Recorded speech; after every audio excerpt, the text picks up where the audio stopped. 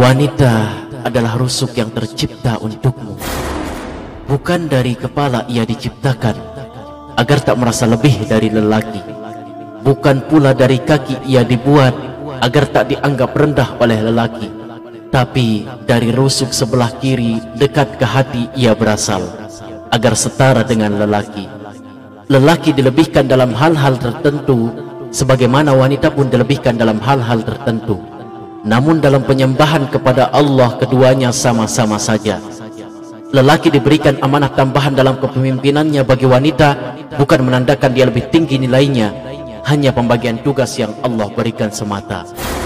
Ibarat lelaki itu kepala negara, maka wanita adalah kepala pemerintahan.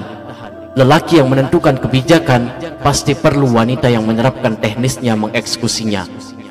Maka Islam tak pernah menganggap wanita lebih rendah dari lelaki.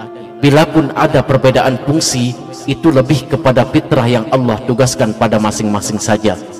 Bila lelaki punya kekuatan dalam ketegasan, maka kelembutan wanita adalah kekuatannya.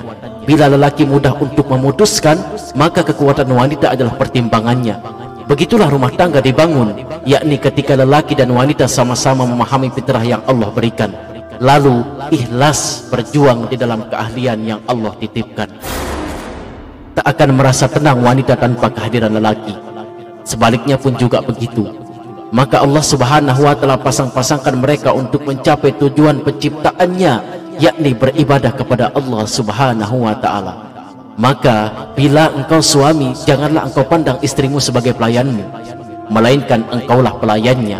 Bila engkau istri, maka layani suamimu sebaik-baiknya. Itulah sebab dalam Islam Allah menuntut suami untuk menjadi yang paling baik bagi istrinya, dan bagi istri jadilah setunduk mungkin pada suaminya, bukan sebaliknya.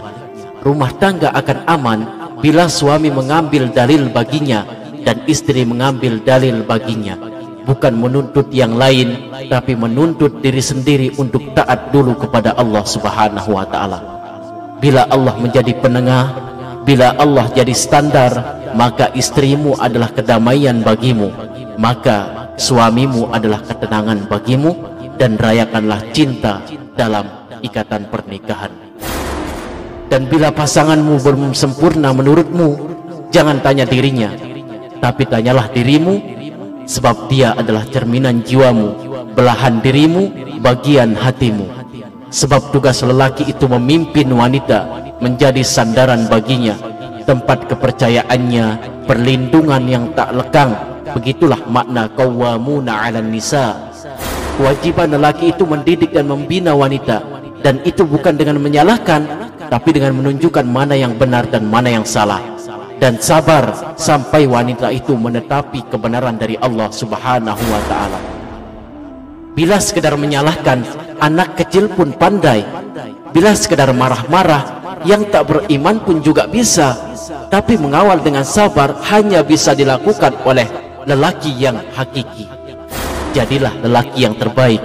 Jangan banyak mengeluh, jangan ragu, jangan bimbang, jangan pelin-pelan. Bila tiang sudah goyang, bagaimana yang berpegang?